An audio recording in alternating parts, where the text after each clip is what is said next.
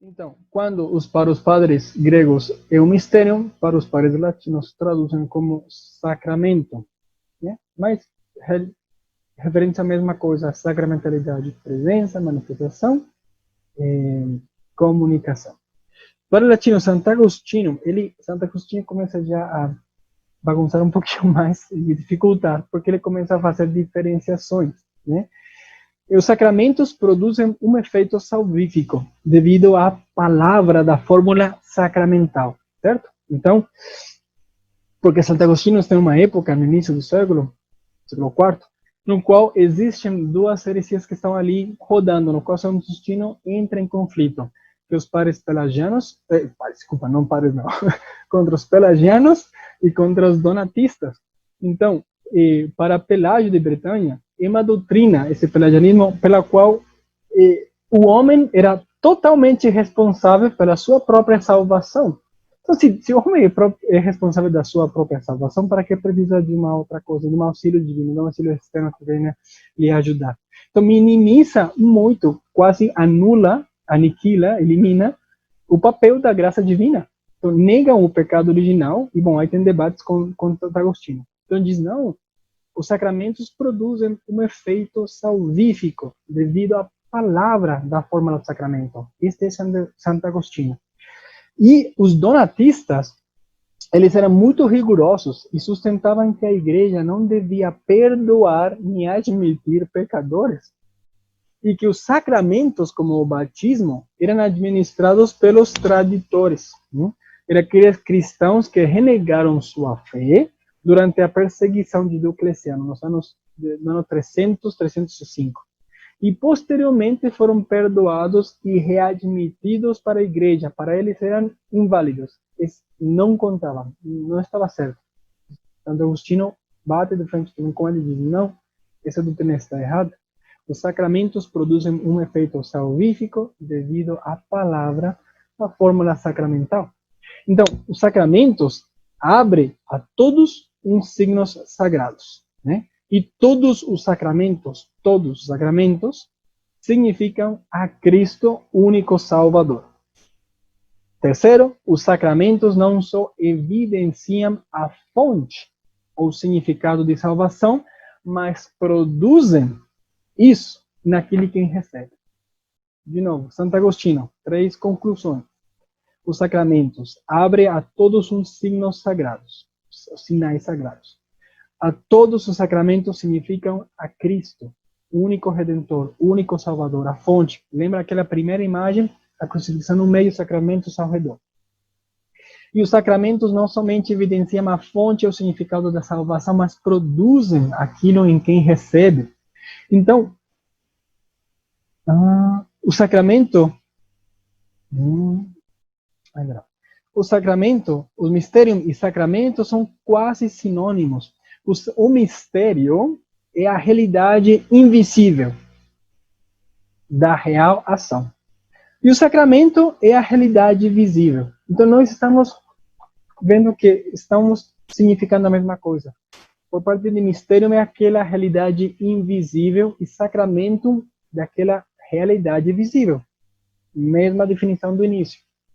A graça invisível pelos sinais visíveis. Mistério, a graça invisível de uma real ação que realmente acontece, é eficaz, como Santo Agostinho está batendo, é real, de uma realidade visível, sacramento, desse caminho, desse sinal. São Leão Magno faz muito ênfase nesse hoje, nesse hoje, do hoje sacramental, que não tem medida temporal. Embora os sacramentos foram instituídos lá atrás, eles hoje significam o que eles apresentam. Essa graça que eles estão dando acontece hoje. E a escolástica, especialmente com Santo Tomás de Aquino, vai fazer uma divisão, uma diferenciação um pouquinho superior, vamos chamar assim. Mas, claro, entre Santo Agostinho e Santo Tomás de Aquino, há vários séculos no meio, né? Mais de 1200. Santo Agostinho dando 370, 400. Então, o mistério é essa realidade invisível e o sacramento, aquela realidade. Exemplo do batismo, a realidade da água. O sacramento é parte do rito, mas a realidade invisível, a real ação, essa filiação divina, essa purificação do pecado original. Então, temos na escolástica estas duas coisas. Sacramentum tantum, desculpa aqui as palavras latinas, mas espero não confunda mais, é de esclarecer. Mas esta é a teologia, esta é a reflexão, né? A teologia positiva é a revelação. Deus se revela, Deus se presente e Deus se manifesta. Ponto. Né? Está aí a revelação, está aí o Antigo e o Novo Testamento. Agora, a compreensão teológica que a gente está agora mastigando, né? Como que eles foram entendendo como que essa graça se comunica. Então, eles falam desse sacramentum tantum. O que significa tantum? Significa somente. Né? Tantum é só. Então, somente o sacramento vai ser o rito, aquilo que se faz para que o sacramento aconteça. Sacramentum tantum, só o sacramento. A res tantum significa literalmente aquela coisa, só aquela coisa, ou seja, a graça. Diríamos, com os padres gregos, o mistério. Aquilo que se realiza realmente, o mistério, né? Mas ele diz, nos sacramentos, tem alguns sacramentos que dá sacramentum et res, dá o rito e a graça, e eles imprimem um caráter sacramental, por isso são tão incisivos na alma da pessoa. Que são o batismo, o crisma e a ordem sacerdotal. Por isso eles três podem se receber uma vez na vida. Os demais não, os demais podem se repetir. A unção dos enfermos pode se repetir várias vezes. A comunhão, imagina, tantas vezes. Penitência, quantas for necessário. Matrimônio, pode se casar uma segunda vez quando fica viúvo, né? Mas aqueles que têm esse caráter sacramental que é tão incisivo, marca a pessoa dessa graça que invade a pessoa uma vez, só pode ser uma vez, ficou marcado para sempre. Por isso nós dizemos muitas vezes na missa que acolhe os defuntos que foram marcados com o sinal da fé, não? Prestando atenção na missa, quando a gente se reza na oração eucarística pelos mortos, se reza por aqueles que foram marcados com o sinal da fé, do batismo, uma única vez. Vamos entrar um pouquinho nesta, e com isso vamos terminar. Estes são 5 para as 10. Com isso terminamos. Então, Santo Tomás de Aquino, ele faz na Suma de Teologia, na Suma Teológica, na primeira parte, esse é o número 1, o primeiro volume, primeira parte. A Suma Teológica tem 3 partes, prima, segunda e terceira, né? A primeira parte, a questão 60 a 65, ele fala de toda esta economia de salvação. Então diz, os sacramentos são possíveis, eu anunciei isso lá no início, porque Cristo se encarnou. Não temos mais um sinal que lembrasse de uma promessa. Ele é o sinal, ele é a promessa, ele é a manifestação. Então, Cristo encarnado. E aí nós temos alguns sinais. Sinais que Santo Tomás diz, um sinal comemorativo, essa presença, essa lembrança, vamos dizer assim, quase esse zicaron, né? Esse sinal comemorativo. Temos um sinal demonstrativo, né? Aquilo que está dando, aquilo que está nos otorgando, e temos um sinal profético, né? Que nos anuncia alguma promessa ainda, mas uma promessa a modo do Antigo Testamento, mas aquilo que nós receberemos com a graça de Deus ao final da nossa vida, firmes na fé. Então, esse sinal comemorativo é a paixão de nosso Senhor Jesus Cristo. Pásio Cristo. Sinal comemorativo. Tudo é possível porque nasce da fonte única que é o Cristo. A sua morte e ressurreição. Lembra aquela imagem do início? Cristo presente na cruz no meio. Dá um sinal demonstrativo, aquele que nos dá é a sua graça e a sua força. Gratia et virtus. Sua graça e a sua força. É a graça transmitida, é a comunicação de fato acontecida. E, finalmente, a vida eterna. O que nos comunica a sua graça? Em vistas de que? Nós dizemos, todo o sacramento se realiza para o nosso bem, em vistas da nossa salvação. Então, pelos méritos de nosso Senhor Jesus Cristo, que nós recebemos a sua graça para alcançarmos a vida eterna. Eu vou rezar agora uma oração que eu espero seja comum aos seus ouvidos. Nós rezamos uma oração que é tipicamente eucarística, que diz assim: o sagrado convívio em que Cristo nos alimenta se celebra o memorial da sua paixão e nos dá o penhor da glória futura. Já tinha escutado essa oração? Ou talvez desta forma? Senhor, uma oração que a gente reza antes da bênção eucarística. E se canta um canto mergo e depois o padre faz uma oração. O que essa oração diz? Diz o seguinte: Senhor, que neste admirável sacramento nos deixastes o memorial da vossa paixão. Concedei-nos a graça de venerar de tal modo os sagrados mistérios do vosso corpo e sangue, e que possamos experimentar sempre em nós o fruto da vossa redenção. Vós que viveis, essa oração já se escuta um pouco mais comum. Bom, essa oração é aquilo que estão vendo agora mesmo na tela, aquilo que Santo Tomás dividiu e tentou identificar, feito uma oração. Vamos falar de novo. Senhor, que neste admirável sacramento, na Eucaristia no caso, nos deixaste o memorial da vossa paixão, memorial, zikaron, sinal comemorativo, a paixão de Cristo. 2. Concedei-nos a graça de venerar de tal modo os sagrados mistérios do vosso corpo e do vosso sangue, sinal demonstrativo, a sua graça e a sua virtude que nos dá. E, finalmente, para que possamos experimentar em nós o fruto da vossa redenção. Esse sinal profético, nós recebemos a sua graça, mas como penhor da glória futura, porque essa graça é para que nós hoje nos encaminhemos mais para a vida eterna. Essa oração que rezamos muitas vezes diante da Eucaristia, e aquilo que Santo Tomás aqui nos está fazendo. E aqui embaixo temos algumas causas, né? Ele divide por causa. Então, uma causa eficiente. Então, os sacramentos são, de fato, acontecem, eles de fato são, porque teve a paixão de nosso Senhor Cristo. Tem uma causa formal, ou seja, algo que se entrega, que é essa sua graça e a sua força. Virtus, em latim, traduz mais como força, ou virtude, mas nesse sentido de força. E uma causa final. Então, mas para o quê? Para a nossa vida eterna. Então, esses são os sacramentos. Sacramentos, na leitura de Santo Agostinho, tem esse sinal comemorativo, esse sinal demonstrativo e esse sinal profético. Presença, manifestação, comunicação. Então, ele vai dividir em 5 coisas. Essência, necessidade, efeito. 4, eficácia. E 5, o seu número. Quantos sacramentos, então, são necessários.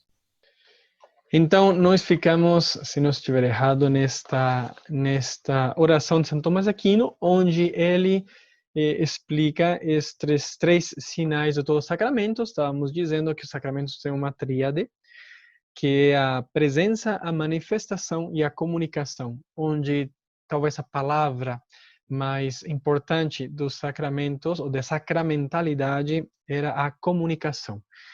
Como definição que todos têm tatuada, que todo mundo decorou, né? A comunicação da graça invisível através da graça dos sinais visíveis. Ok? Então aqui São Tomás de Aquino, espero que dê para ver o meu mouse se mexendo, nesta primeira parte da Suma de Teologia, estes números, começa a falar da pessoa de Cristo, a encarnação é que permite todos os sacramentos, porque ele é a fonte única de todos os sacramentos, onde emanam todos os sacramentos da igreja. Assim, temos um sinal comemorativo, um sinal demonstrativo e um sinal profético. Comemorativo porque tudo se remonta à paixão e ressurreição de Nosso Senhor. Demonstrativo porque ele nos dá sua graça hoje, para agora, né? Para a nossa vida atual. E sinal profético porque ele nos conduz e nos projeta para a vida futura, a vida eterna com ele, certo? Então, a paixão de Cristo, a graça e a força, ou a virtude, e a vida eterna. E Santo Tomás, na sua concepção de causalidade, ele vai definir fazê-las um pouco, uni-las a esta causa eficiente, a causa formal, aquilo que dá, e a causa final, o para quê. E assim se resume nestes nessas três modos de ver, os sacramentos tendo uma essência, necessidade, efeitos, eficácia e números. Alguns desses consequências, esses 5, não são talvez tão bem explicados, no sentido de, por exemplo, o número, bom, Trento que vai dizer são 7 e essa é a doutrina da igreja, né? Mas já, né, na teologia sistemática, que é aquela reflexiva, bom, eles vão dizendo por que são os 7 sacramentos, porque são a necessidade, né? A necessidade de serem 7, a necessidade de salvação, e que nos permita uma graça para hoje em vista da vida futura, na vida eterna, e efeitos, graças, enfim, né? Houve uma discussão forte sobre o tema da graça, o que nos dá essa graça, se uma graça que é dom de Deus e por essa graça nós somos movidos, né? Então é como se fosse o Espírito Santo que nos mexe, né? Que nos coloca em movimento, ou esse homem que acolhe, responde e ele mesmo se mexe, né? Aí na Idade Média tem muitos pensamentos, muitas conjecturas sobre vários temas. Bom, sacramentos também não foi ausente nestas discussões teológicas, mas com a finalidade de entender mais e melhor sobre eles. São Tomás também tem uma frase em latim, que está aqui escrita na parte esquerda, que diz efficiunt quod figurant. Significa literalmente efficiunt, elas fazem, né? Efficiunt de eficaz, efficiunt, fazem, quod, aquilo que, figurant, anunciam, figura vem como de figura, né? De forma, fazem aquilo que anunciam. Então, o sacramento, ele está realmente acontecendo aquilo que anuncia. Como nós percebemos aquilo que anuncia? Especialmente pelos sinais externos, auditivamente, através das fórmulas e das orações que vão se fazendo em todos os sacramentos. Então, ele coloca esta humanidade de Cristo com uma causalidade instrumental conjunta. Por quê? Porque ele diz, bom, Deus nos dá a sua graça, e todos os sinais do Antigo Testamento, que foram prefigurações do Antigo Testamento, né? Deus deu a sua graça para o povo de Israel. Ele deu a sua graça, através de outros meios, mas plenamente em Cristo. Então, a humanidade de Cristo começa mas a causalidade instrumental conjunta, junto com ele, né? Ele quis servir desses sinais, especialmente da humanidade de Cristo, Filho de Deus, né? Um poder da autoridade, um poder da excelência. Por poder da autoridade que ele funda todos os sacramentos, né? Os ministros querem esses sacramentos. Por excelência, por ele ser Deus, né? E a causalidade instrumental separada, ou seja, a graça que nos dá e a força que nos dá para hoje, para que o ser humano, os homens, mulheres, possamos ter a sua graça hoje, de cada sacramento, e 2, essa vida eterna. É uma outra forma de entender esta slide anterior. Aqui ele colocava essa graça e virtudes como a causa formal e a vida eterna como a causa final. Aqui ela se entende como essa causa instrumental separada daquilo que vem consequente desses sacramentos que são para nós, a graça e a virtude, ou a força, e este sinal profético da vida eterna. Diferente desta qualidade instrumental daquela de Cristo, como a causalidade instrumental conjunta. É através desse sinal da corporeidade de Cristo, da humanidade de Cristo, que é a pessoa da Santíssima Trindade. Pessoa da Santíssima Trindade na natureza humana, né? Não sei se vocês já tiveram umas aulas de cristologia, né? Mas isso é uma diferença interessante. Jesus Cristo tem uma pessoa divina, segunda pessoa da Santíssima Trindade, ela tem natureza humana, certo? Bom, isso foi um parênteses, né? Então, São Tomás e a encarnação, né? Que ele diz como o sendo de todo.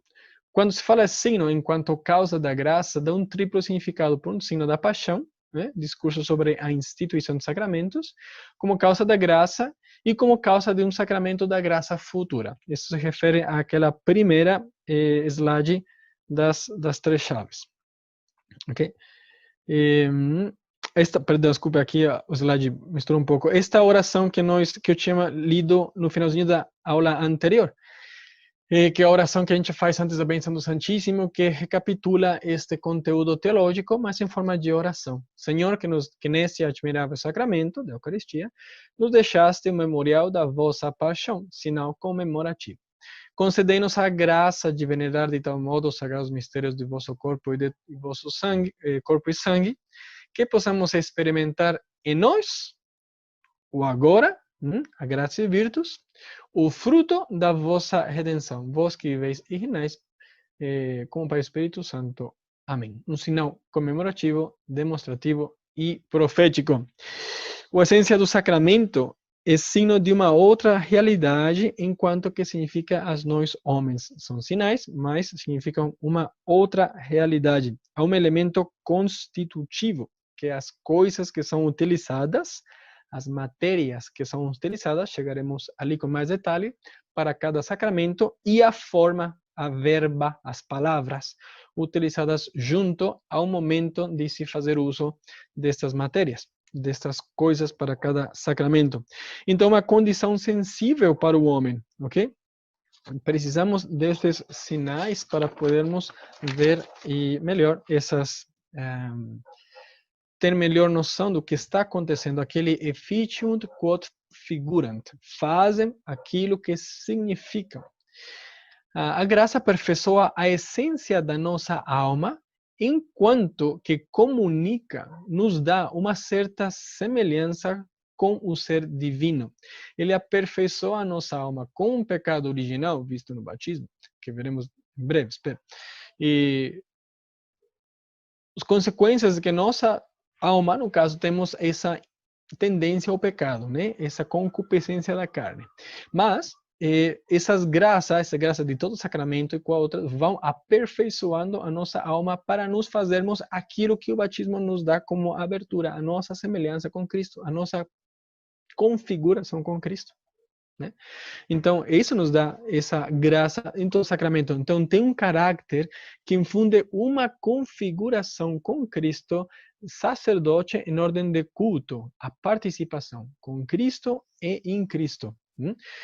Na parte do sacramento de Eucaristia também se vê isso, ou do sacerdócio. Mas, no batismo, veremos daqui a pouco como todo católico batizado, ou todo batizado, participa desse sacerdócio comum de Jesus Cristo, que é diferente do ministério do sacerdócio ministerial, mas todos participamos deste sacerdócio comum. Bom, esse caráter nos infunde uma configuração com Cristo. A causa dispositiva para a graça, a causa instrumental para atualizar o mistério salvífico. Talvez cada sacramento se realiza o fruto da redenção, o mistério da nossa salvação, né? A causa principal é Deus. A causa instrumental é a humanidade de Cristo e a independência dele, de Cristo, o ser humano, ok? Deus é a graça principal, a humanidade de Cristo pela qual nos trouxe tudo, e dependendo dele, os ministros, todos os ministros. É por uma participação essa configuração sacerdotal com Cristo, com esse sacerdotal mais ligado a esse culto religioso, né?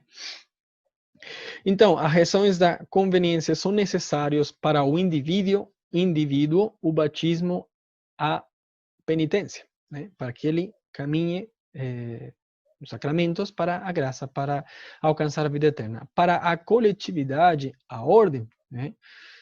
E para que os sacramentos possam ser dados para todos. Assim como o homem, isto é todo Santo Tomás, assim como o homem tem a perfeição enquanto homem e sociedade, assim tem os sacramentos em relação à própria salvação e aos demais.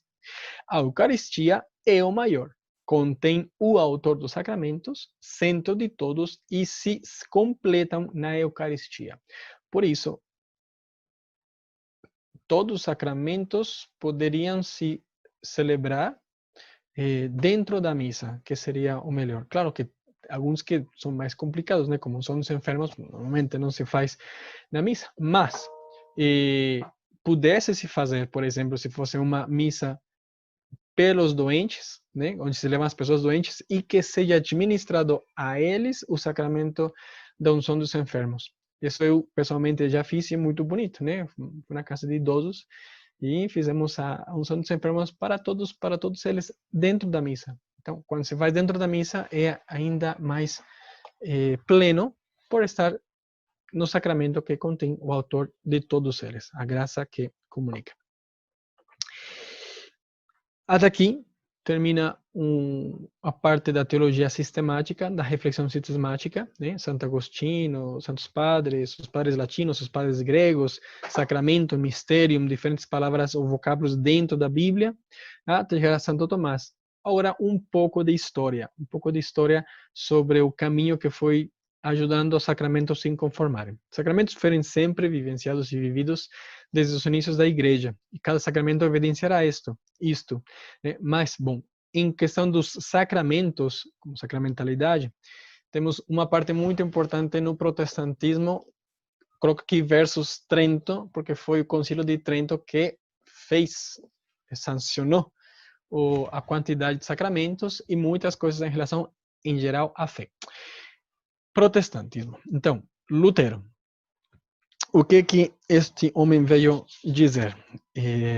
O protestantismo, vamos colocar uma data aqui, 1517, né? A famosa, quando ele prega as 95 teses na Catedral de Nuremberg, se não estou errado. Ele vai lá cravar as suas teses, pelas quais está inconforme, e bom, aí começa todo um caminho deste grupo, né? Posteriormente, o protestantismo e hoje muito difundido, até dividido.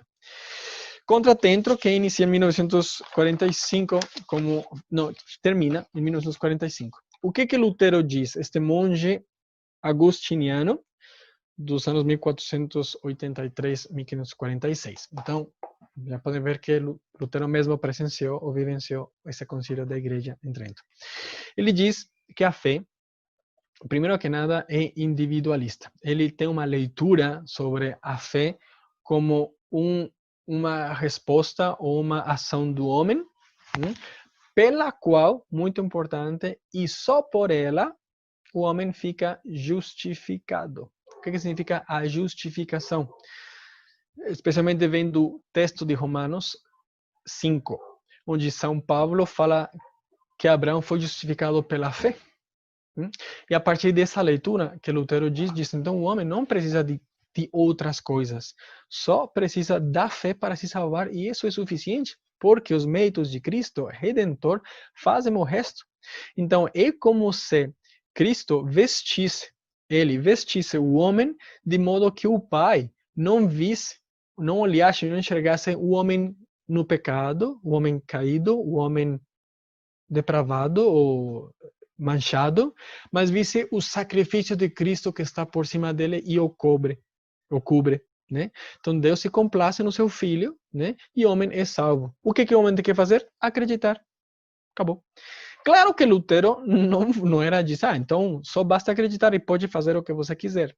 Também não é isso, não é verdade. Lutero não foi um propagador de uma vida qualquer, né? Mas em questão da fé e da salvação, bastava acreditar. Então, uma fé muito individualista. Então, se eu tenho minha fé, eu tenho a dele, não precisamos ter uma comunidade de fé, coisa que a igreja nunca, acho que posso tranquilamente dizer, a igreja nunca promoveu uma fé individual, era sempre a comunidade que reza, né? Se reunirem para rezar, se reunirem para aquela ceia pascal, para a fração do pão, sempre foi reunião e juntos louvar a Deus. Claro que está a oração pessoal, mas a fé entendida sempre também como comunidade que reza. O nosso catecismo da Igreja Católica, de fato, no início, quando fala da fé, começa dizendo, eu creio, cremos, porque ele vai dizer precisamente esta necessidade do homem para crer em comunidade. E essa parte, se não estou errado, foi do mesmo Cardeal Ratzinger naqueles anos. O catecismo é publicado no ano 91 e 92. 91 em latim, 92 em outras línguas. Antropologia. A antropologia do Lutero, de forma sucinta, é um homem que está irremediavelmente corrupto. O homem está quebrado na sua natureza e não tem jeito. assim ficou e não tem como o homem se sarar, se curar, né?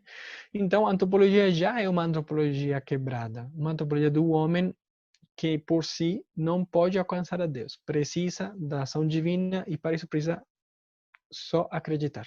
Okay? Então, a igreja é um instrumento insuficiente para a mediação. Por isso aqui a eclesiologia dele. Precisamos da igreja. Precisamos somente de cada um.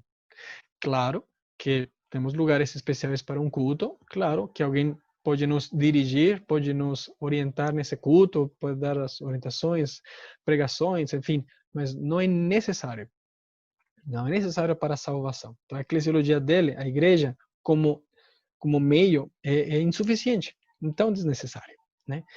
A encarnação de Cristo é insuficientemente considerado. Não considera muito a encarnação, porque essa fé é mais parte do homem. É verdade que é pelos méritos de Cristo que nós nos salvamos. Que ele... Alô? Então, essa é, forma sucinta, alguns pontos firmes de Lutero em relação aos sacramentos, à fé. Né? Agora, a justificação, que nós já tinha anunciado um pouco esse tema. O que é a justificação? O homem salvo, o homem que é justificado, que é aprovado, é salvo. Provém da graça, exclusivamente. Sola fides, né? Não tem mais o que o homem pode fazer. Que ele faça muitos atos de piedade, uma boa pessoa, ele também dizia, é bom fazer tudo isso. É claro que sim. Mas, em vista da salvação, sola fides, basta crer. Provém da graça e acabou. O homem só tem que acreditar em mais nada. E em relação aos sacramentos, ele rejeita o fato de serem ex opere operato, ou seja, que eles se realizem pelo fato de se fazer o necessário para um sacramento, ou seja, que tenha matéria válida e necessária para o sacramento, que tenha um ministro, né, que faça a forma do sacramento e o sujeito. Mas matéria e forma que são as duas coisas. E o sacramento acontece ex opere operato. Significa que a obra se realiza por ser realizada, o momento de ser realizada. Não precisa, então, da fé do sujeito, do ministro, ou, por exemplo, a vida de graça. E simplesmente acontece. E Lutero vai dizer, não, sacramentos não acontecem assim. Claro que também é uma consequência que ele não vai aceitar a parte dos sacramentos. Por quê? Porque os sacramentos são da igreja e ele já desconsidera a igreja como caminho de salvação. Então ele vai rejeitar muitas coisas em consequência de uma posição principal. Mas concretamente ele diz que os sacramentos não se realizam pelo fato, ou não dão aquilo que estão significando, pelo fato de fazer esses ritos. Okay? Lembra que Santo Tomás? Efficiunt quod figuram, fazem aquilo que significam, que anunciam, né?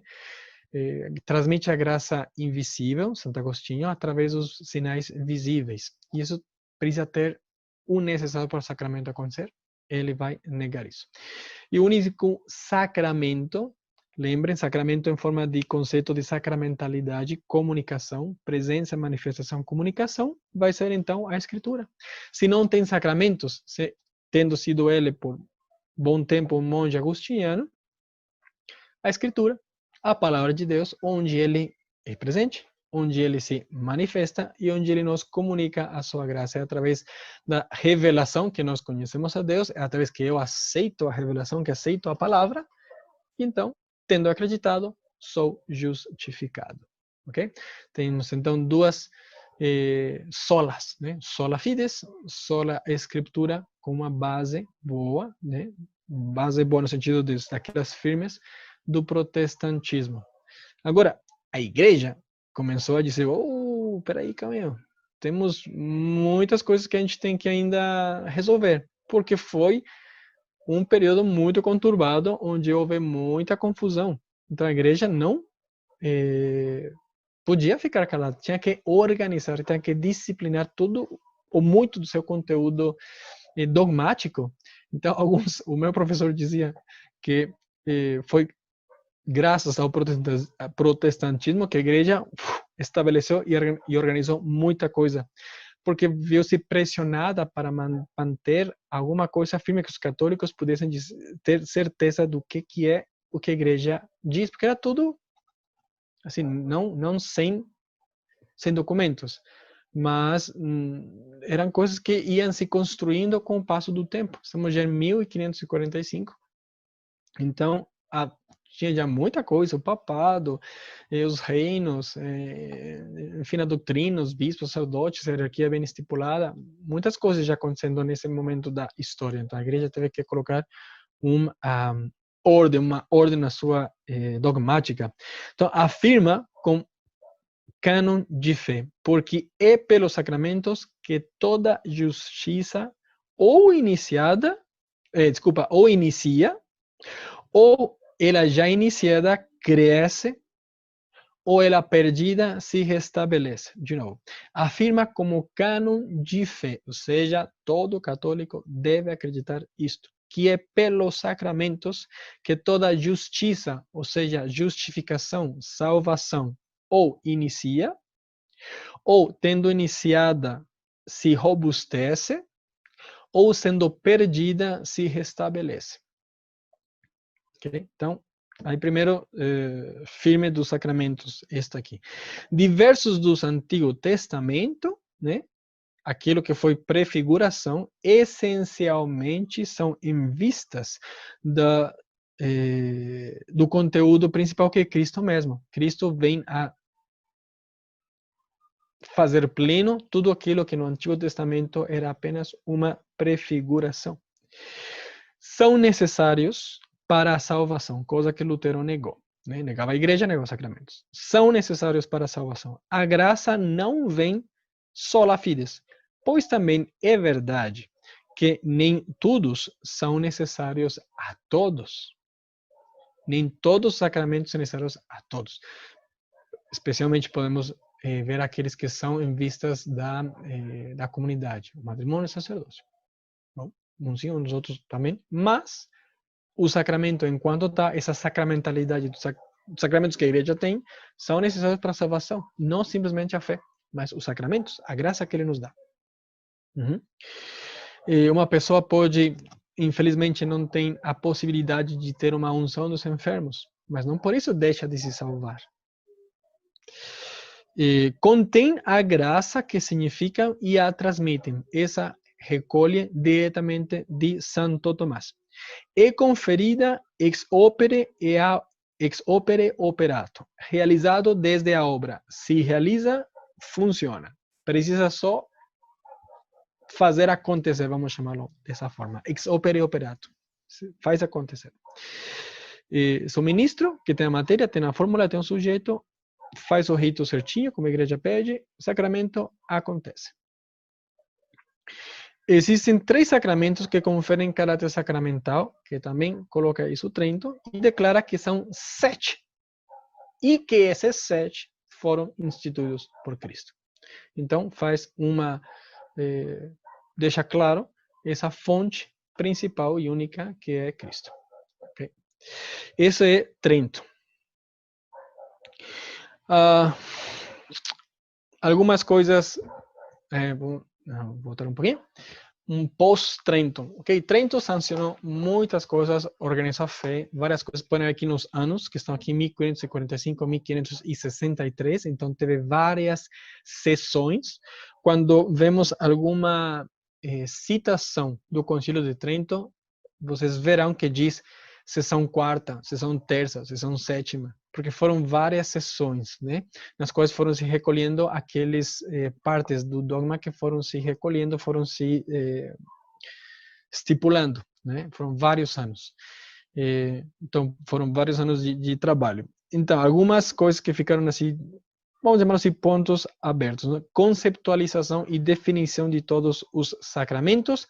Basicamente, o concílio pega os ensinamentos de Santo Tomás de Aquino.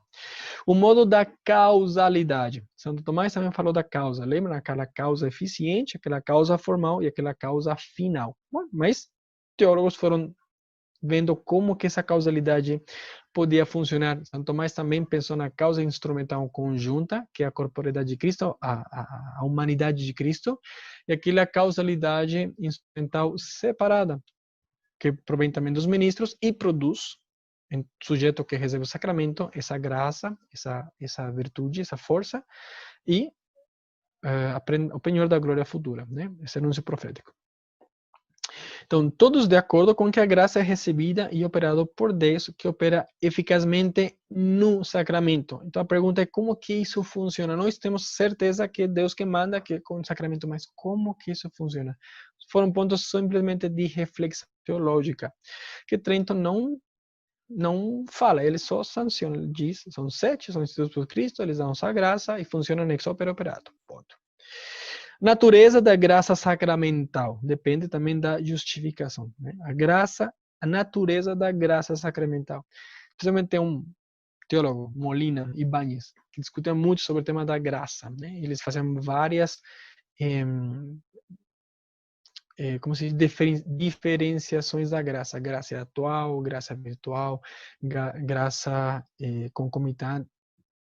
Vários tipos de graça, mas são, de novo, reflexões teológicas. Então, eles vão se perguntar, bom, e os sacramentos, qual é a graça que nos está dando, como é que funciona?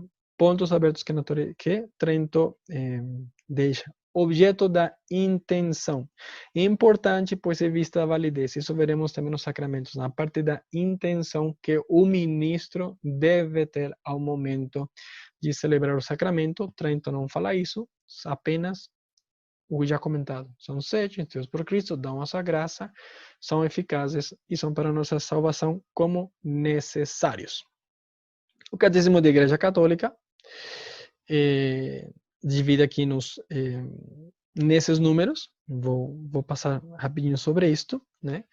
Esses slides também vou mandar e se quiserem também as minhas anotações, mas bom, aqui temos um pouco o esquema destes números que o Catecismo apresenta nos sacramentos em geral. Definição, propriedades, frutos, sacramentos, Mistério Pascal, 1113 e 1134. Continua a celebração sacramental do Mistério Pascal, quem, quando, como, onde. 1200, liturgias e ritos. Na Igreja Católica existem vários ritos, né? O mais comum é o ocidental, que nós conhecemos, mas existem vários mais. Eu acho que o padre Cássio terá falado isso na eclesiologia. 1212, sacramentos de missão cristã, que são os que nos correspondem a nós. 1131, sacramentos devem ser vistos como celebrações do mistério pascal. Estes são vários autores, teólogos modernos, Odo Casel. São pontos ou focos que eles vão sublinhando destes sacramentos, né? O do caso, os sacramentos são vistos como celebrações do mistério pascal. Ele coloca toda a fonte neste mistério único pascal, Cristo, a paixão de Cristo como a sua ressurreição. Schillebeeckx, sentado à direita do Pai, ele diz que as ações são do Cristo celeste, porque Cristo ressuscita, retorna para onde ele está, tem a sua pessoa divina, na sua natureza já ressuscitada também humana, que opera todos os sacramentos em nós. É uma ação divina. Os sacramentos, como veremos, também são, na oração, trinitária também. Ou deve ser trinitária, se diria o Pai, pelo Cristo e no Espírito Santo. Da onde infunde o Espírito Santo e no seu corpo, que é a igreja. Então vai toda uma pneumatologia e uma eclesiologia aqui. Cristo age agora através dos sacramentos, a instituição de Cristo. Por isso, muitas vezes o sacerdote diz que atua in persona Christi. Não é ante um sacerdote, a pessoa do Padre que se confessa, mas é ante um ministro que é Cristo, in persona Christi, age in persona Christi. Há um momento de celebrar esses sacramentos. E os sacramentos são sinais, signos sensíveis, que voltam neste aspecto tomista fundante na sua encarnação, tangível. Vamos em alguns conceitos, talvez seja um pouco mais, não será conceito um pouco mais rápido, né? Matéria, todos os sacramentos têm uma matéria que é aquela coisa que se utiliza para conferir o sacramento, ok? Veremos na próxima folha, próximas slides. E a forma são aquelas palavras e gestos que dão o significado à matéria, que acompanham aquela coisa que se utiliza para conferir o sacramento. Matéria e forma estão unidos, não podemos separá-los. São estas coisas, a matéria e o sacramento, que com esta forma, palavras e gestos, ou gestos, que acompanham e dão significado à matéria. Significado. Matéria são coisas que são veículo de um significado, e esse significado, esses sinais visíveis, é o que nos ajuda a visualizar, a evidenciar a graça que está sendo transmitida.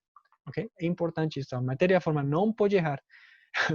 Gente, se não tem a matéria apropriada, não tem sacramento. Se muda a forma, não tem sacramento.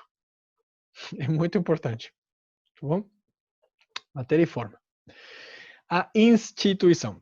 Como e quando que Jesus institui cada um dos sacramentos? Trento sancionou, todos fundados por Cristo. E veremos que Cristo, ou as palavras, os textos evangélicos, bíblicos, às vezes pode direcionar a vários textos como as obras redentoras de Cristo. Talvez não exista um momento, mas foram caminho, ok? Mas todos instituídos por Cristo. Isso é muito, muito, muito importante, porque não são instituições da igreja, não é a igreja que colocou isto, e, por lo tanto, se não é a igreja quem mandou ou quem definiu o como dos sacramentos, porque isso é revelação divina, a igreja não pode mexer neles. A igreja não pode mexer neles. A igreja não pode decidir que, agora não vai ser mais pão desta forma, vai ser desse outro tipo, porque já o mundo mudou. Não pode, porque não é da igreja, é revelação divina.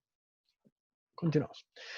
Sacramentos dos mortos podem ser recebidos quando a alma está espiritualmente sem vida, ou seja, aqueles do batismo e da penitência, sacramentos de vivos, a alma necessita já estar em graça, ou seja, na amizade com Deus, e aumenta a graça santificante. Confirmação, cristianismo, unção, ordem e matrimônio. Lembra que falamos que lá no medievo, um tal Molina e um Bañez, dos espanhóis, me perdoam os espanhóis, mas eles eram muito duros, né?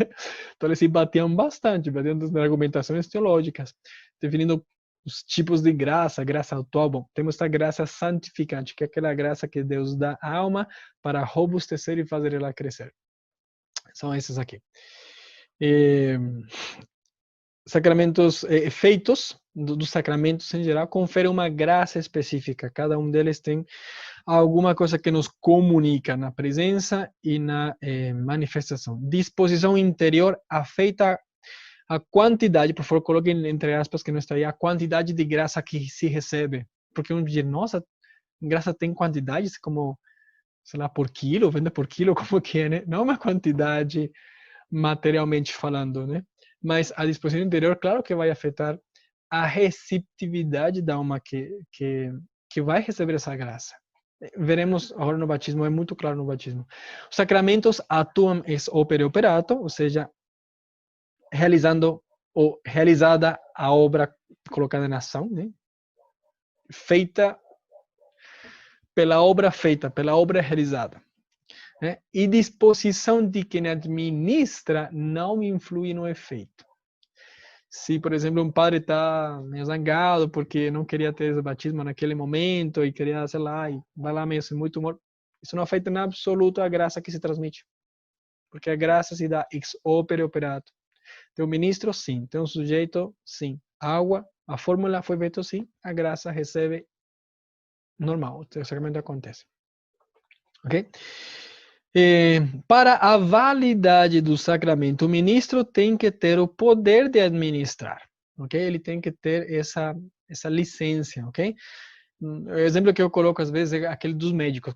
Quando um estudante de medicina termina toda a sua carreira, ele se gradua, tem o seu diploma, perfeito, mas ele não pode exercer ainda, tem que ter licença para ele poder começar a exercer. Bom, os padres também temos umas licenças que ajudam que o bispo otorga para podermos exercer os sacramentos, né? Temos o que se chama o...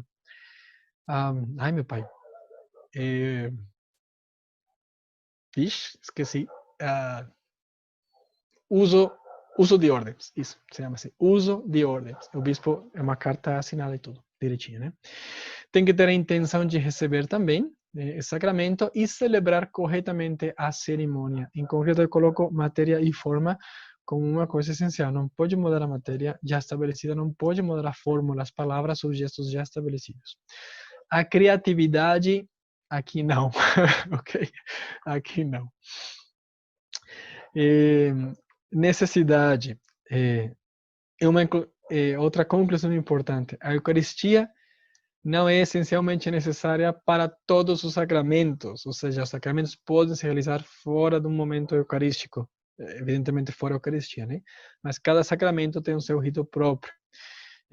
E quando os sacramentos se realizam dentro da Eucaristia, sempre é entre a liturgia da palavra e a liturgia eucarística. Aí se abre, né?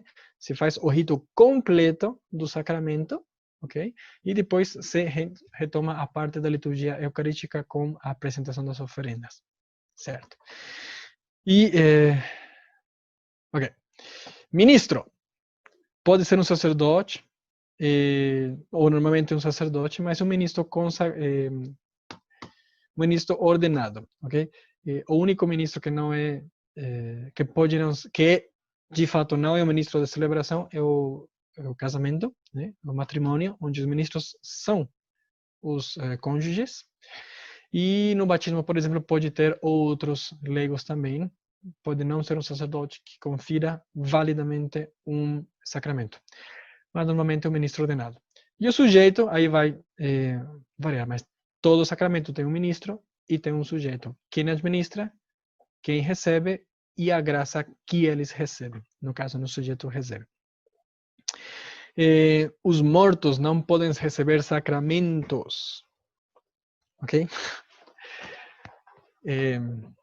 Pode ser por ignorância, confusão, né? Mas as exéquias não é um sacramento. A pessoa já é um defunto. Sacramentos é para vivos, para que em vida ganhemos as graças necessárias para caminhar para o céu, certo? Mas o morto não pode.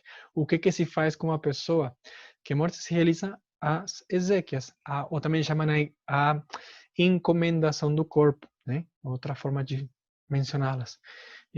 Quando uma pessoa não se sabe se está viva, está morta, o sacerdote pode fazer, por exemplo, a absolvição dos pecados dela sob condição. Caso estejas escutando, ainda estejas viva, embora a pessoa não se mexa, não responda, mas se dá a absolvição sob condição. É para vivos, sacramentos para vivos. Uma vez mortos, estamos já nas mãos misericordiosas de Deus, diante do nosso próprio juízo. Ou juízo pessoal, melhor dito. As crianças no batismo que contraiu o pecado original sem consentimento podem ser limpas no batismo. As crianças, veremos isso no batismo, elas não terão consentimento, elas não dão seu consentimento para o sacramento recebê-lo, né? Que colocar aqui sujeito, é necessário.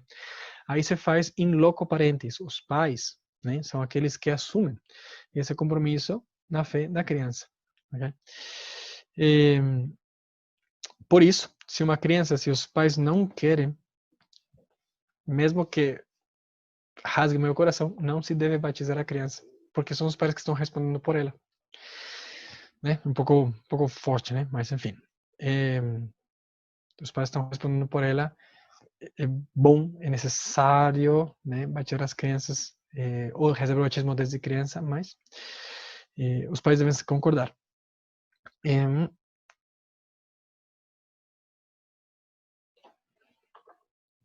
Válido, inválido.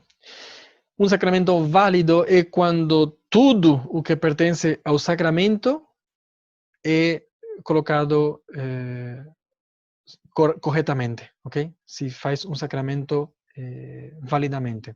Todos os elementos estão aí, essenciais, matéria e forma, sujeito, ministro, etc. Né? Inválido é quando falta um elemento essencial. Né? Aí não temos sacramento. Por exemplo, um sacramento válido da Eucaristia, tem um sacerdote validamente ordenado que pode celebrar a missa, tem uso de ordens, né? Mas essencialmente tem que ir pão sem levadura, pão ázimo, Vinho de uva sem conservante, sem ser adulterado, e pronunciar as palavras da consagração do jeito que estão colocadas na liturgia. Okay? Esse é o sacramento da Eucaristia. Ali há consagração. Tem tudo perfeito. Inválido. Alguém decide que não seja mais vinho, ou que pode ser outro vinho, que não tem que ser aquele canônico que se chama, e há dúvidas que esse vinho seja apto para a consagração, que seja de uva natural, sem adulteração. Ok? Se um vinho adulterado, por exemplo, um licor não é matéria para a consagração. Se troca as palavras da consagração por uma fórmula totalmente diferente, que ele vem na cabeça, não há consagração. Foi um sacramento inválido. Não houve. Ok? E, por exemplo, matrimônio onde uma pessoa muda de país, ou muda de estado, se faz passar por uma outra pessoa, que estaria, segundo os papéis, um novo registro, etc., que já aconteceu, história verídica, se faz passar por outra pessoa que é solteira, que trabalha em tal lugar, que tem tal domicílio, se faz os encontros, as emendas, as publicações, tudo certinho. Mas a pessoa já é casada, só que em outro estado, em outro lugar, né? Então a pessoa é em sacramento inválido. Por quê? Porque o sujeito necessário e essencial é ser pessoas batizadas livres, sem ter já um compromisso. Então não pode. Sacramento nunca aconteceu. Okay? Válido, inválido. Tudo necessário e essencial está presente, inválido, alguma delas está ausente. Lícito e ilícito. Quando as duas partes, especialmente o sujeito ministro e as partes essenciais, estão observando as prescrições devidas. Está tudo ok. Ilícito. Quando uma dessas partes está fora das normas. Ok? Então, por exemplo, uma confissão de um padre que não tem licença para confessar por algum motivo, né? Então, mas a pessoa não sabe, o padre não fala, não diz, né? E confessa essa pessoa. A confissão foi lícita, aconteceu. Foi lícita, né? Então foi válida, aconteceu, mas foi ilícita porque houve uma irregularidade, mas não tão essencial como para cancelar o efeito mesmo do sacramento, ou seja, para que ele de fato aconteça.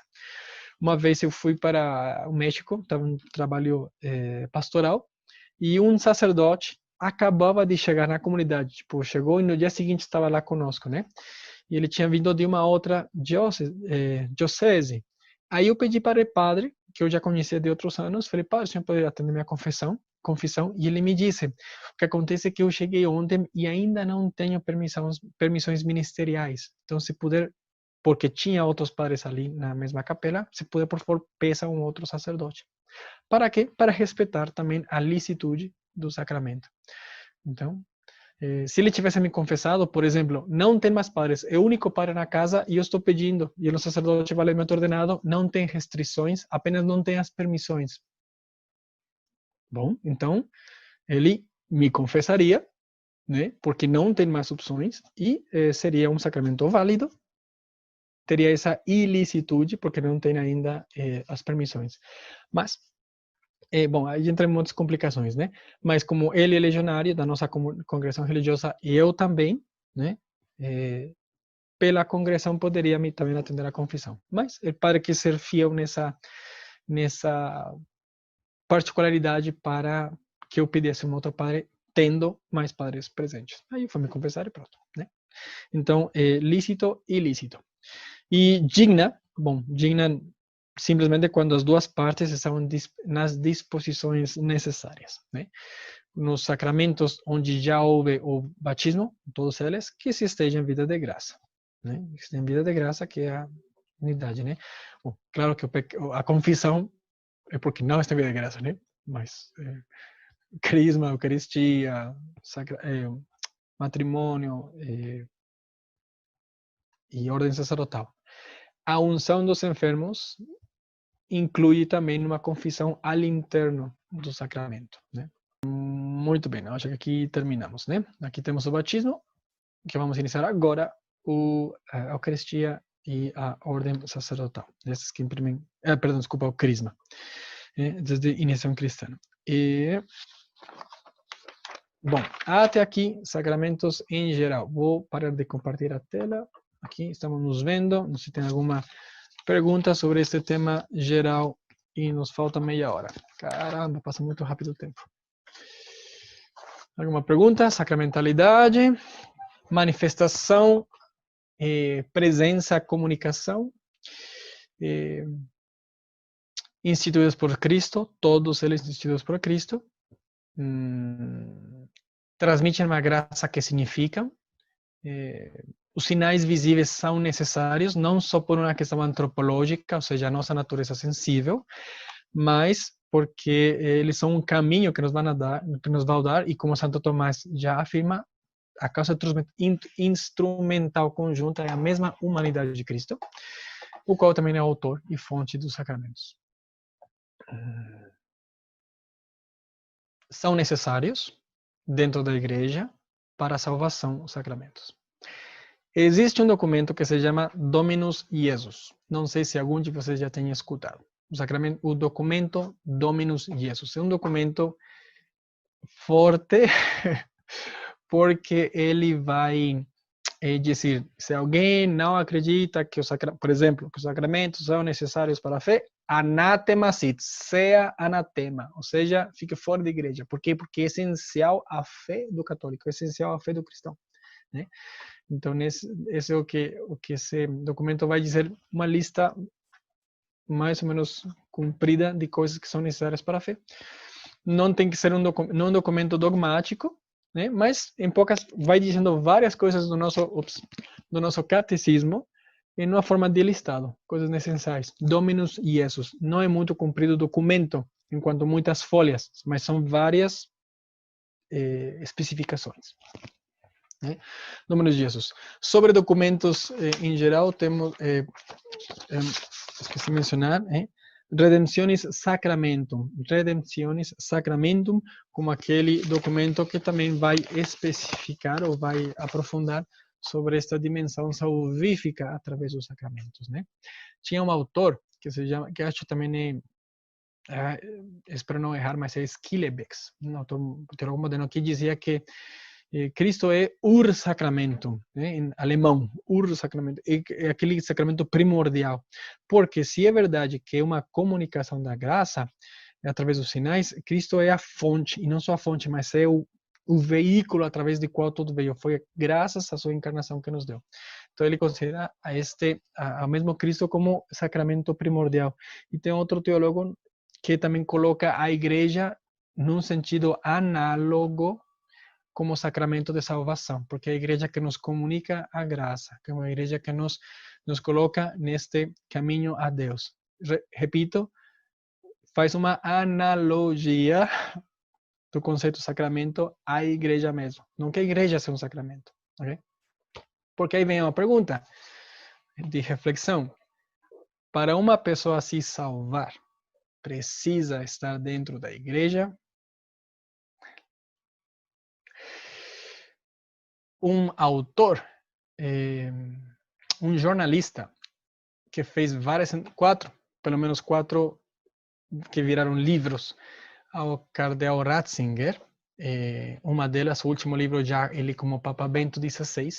A primeira entrevista feita a cardeal Ratzinger como prefeito da Congregação para a Doutrina da Fé, um dos principais dicastérios da igreja, ele pergunta: quantos caminhos existem para chegar a Deus? E o cardeal Ratzinger responde: tantos quanto homens na terra. É a primeira pergunta que ele faz. O livro se chama, se alguém quer anotar, se chama Sal da Terra. É um livro entrevista Sal da Terra. E me está fugindo esse jornalista, mas ele fez 4 livros: Sal da Terra, Luz do Mundo, que foi o último que já como Papa, né? Então o Papa Ratzinger, o cardeal Ratzinger, ele diz tantos quanto homens na Terra, ou seja, existe um caminho. Mas, espera aí, calma aí. Nós precisamos colocar, não é cada um siga a sua via como cada um quer. A igreja tem os seus sacramentos. E se vocês olham os sacramentos, cada um deles acompanha a vida biológica até do ser humano. O seu nascimento, o batismo. O seu crescimento, né, a primeira Eucaristia. Quando um homem, uma mulher, sai da adolescência e começa a vida adulta, então o crisma, para se robustecer também na fé. né? Depois vem aquele sacramento de reconciliação ou de cura, porque o homem também precisa ser restaurado quando cai, quando se fere, quando pede perdão. Entre nós homens, temos o sacramento da penitência, que acompanha a nossa vida, né? Nossa história. E depois sacramentos de vida dentro do mundo, né? Vocação matrimonial, não apenas um estado de vida, vocação matrimonial ou vocação consagrada e sacerdotal. Ok? E finalmente, quando o homem morre, né, temos também a unção dos enfermos, que pode preparar para esse momento, e depois de morto, as exéquias. Os sacramentos acompanham a vida do homem, como é biológica também do homem. Né? Muito bem, então, é necessário, para o católico, é necessário que Deus tenha modos de salvar alguém fora da igreja, então é problema dele. É situação que Deus possa fazer, ok? Mas, para quem temos o dom da fé, gente, está ainda mais fácil. Temos os sacramentos. Está ali, está o nosso catecismo, está o que nós temos que rezar, o que devemos crer, primeira parte, como devemos rezar, a liturgia, o que devemos fazer, está toda a moral cristã, como devemos rezar, está tudo ali. Né? Então, para o católico, é claro que sim, para quem recebe o dom da fé, os sacramentos é o caminho para a nossa salvação. Ok? Isto porque talvez tenha escutado uma frase, um ditado que diz fora da igreja não há salvação. Né? Na tradução, fora da igreja não há salvação.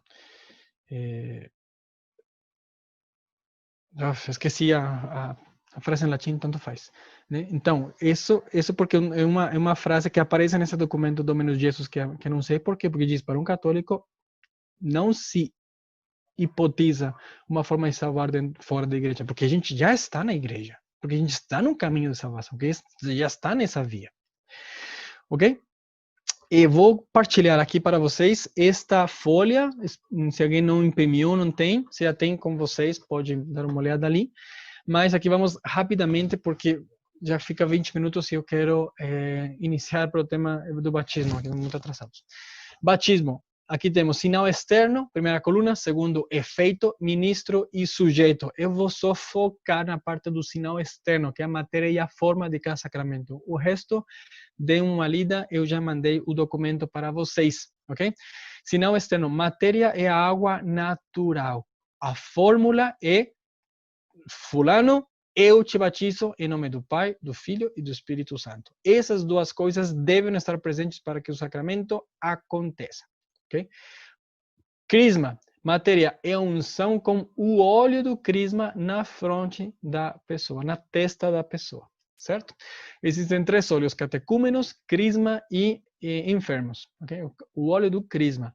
Fórmula, fulano recebe por este sinal, olha como faz ainda ênfase nessa parte sinal, o Espírito Santo, dom de Deus.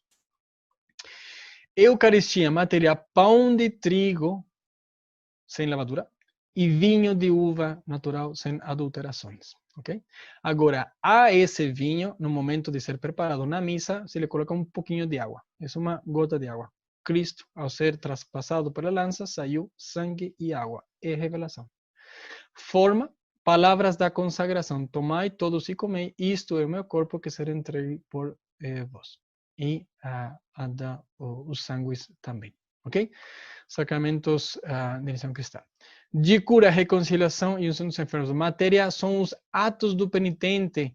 A contrição prévia, a confissão, dizer os pecados completos ao confessor, e a satisfação dos pecados, ok? A penitência.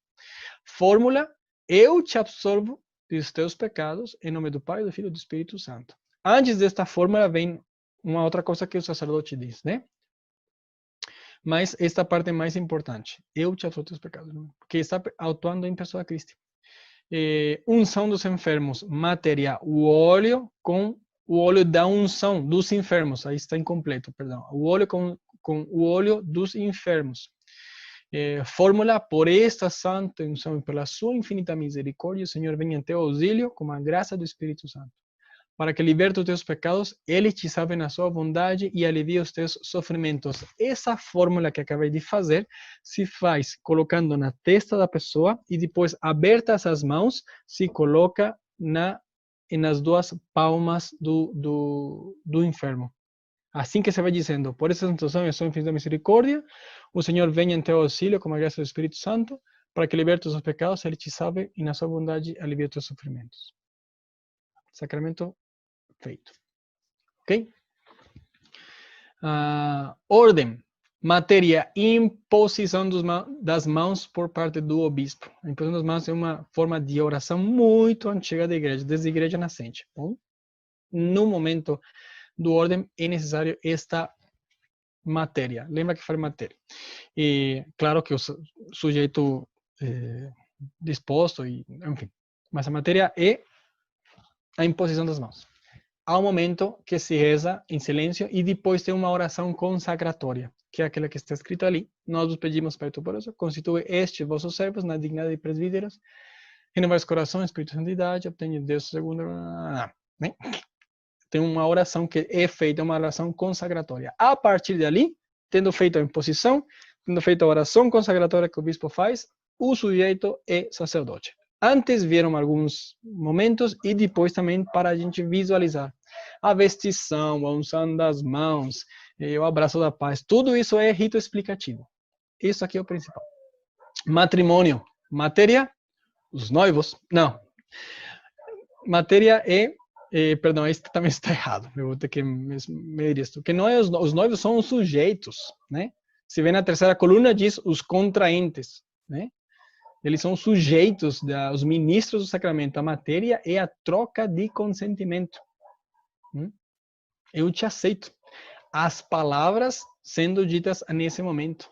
Pegamos direta, fulanita, eu te aceito como minha esposa. E outro fulanito, eu te aceito como minha esposa. Das palavras completas as veremos também, né? Bom, muitos de vocês também já as vivenciaram. Então, matéria importante, a troca de consentimento. Se não há troca de consentimento, por isso, a nulidade, se há engano, o tratamento nulo. Não pode ter dolo nessa troca de consentimento. Não pode enganar, que é o principal. Se não há isso, não há sacramento. Enfim. Pronto, então já vimos este quadro, resumo da sacramentária.